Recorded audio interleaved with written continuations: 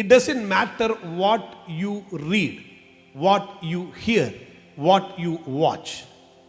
నీవు ఏమి వింటున్నారో, ఏమి చూస్తున్నారో, ఏమి చదువుతున్నారో విషయం కాదు.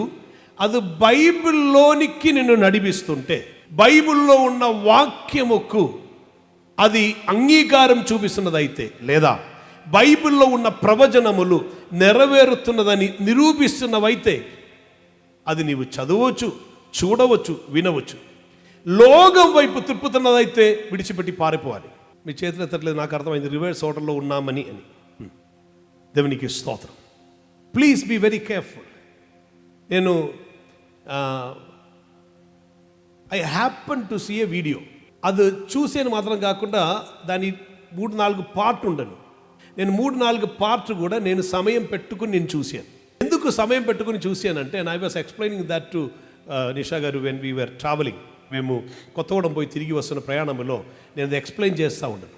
ఒక దేశము ఒక భద్రత, ఆ దేశం ఎలా కాపాడబడుతున్నది, దేశముకు వ్యతిరేకంగా వస్తున్నది వారు ఎలా తెలుసుకుంటున్నారు, అది తెలుసుకునేటప్పుడు ఏ ఏ ఏరియాలో శత్రువులు వాళ్ళు టార్గెట్ పెట్టుకుని ఉన్నదో, I happen to see all these and I was interested in seeing. Why? Because దేవుని రాజ్యములో ఉన్న వారిని అపవాది ఎలా టార్గెట్ చేస్తున్నారని వెరీ క్లియర్ కట్గా చూపిస్తుంది ఉండదు. So I explained, I was saying to her, this is how it comes and how to tackle it. సాధారణ ఒక్క దేశంలో జరుగుతున్న విషయముల గురించి ఉన్నది అని ఒక హిస్టరీ లాగా జరిగిన ఒక కార్యం గురించి ఉన్నటువంటిది అది ఉండను. ఏ రీతిలో ఎదురు చూడని రీతిలో భూమిలోనే ప్రబలమైన ఒక దేశము ఎలా ఆక్రమింపబడ్డారు, దానికి ఎలాగును ఛాన్సెస్ వచ్చాయని రీతిలో ఉన్న ఎక్స్ప్లెనేషన్ చరిత్ర నుండి ఉన్నటువంటిదే దాంట్లో ఉండను. ఇస్రాయేల్ చరిత్రం చదువుతున్నాం మనం బైబిల్లో, ఎలా వాళ్ళు పడిపోయారని చూస్తున్నాం. ఇది చూసినప్పుడు అనేకమైన విషయములు ఇప్పుడు మనం వర్తించవలసింది. అండ్ బేస్డ్ ఆన్ దాట్ ఒకటి కనిపెట్టినది ఏమిటంటే, it doesn't matter what is happening. ఒక రీతిలో చెప్పాలంటే, ఇక్కడ మనం చేరి వచ్చిన మన మధ్యలో కొన్ని విషయములో మనకు ఐక్యత లేకపోయినను, కొన్ని విషయములు మనకు నచ్చకపోయినను, లేదా ఒక్కరొకరికి వ్యతిరేకంగా ఏదైనా చెప్పినను,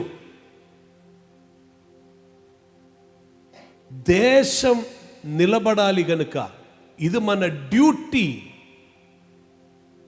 అని గ్రహించుకొని నిలబడగలిగితే, ఏ దేశం, నేను దానిలో ఉన్న విషయం ఇక్కడ రిలేట్ చేస్తున్నాం, దేవుని రాజ్యం.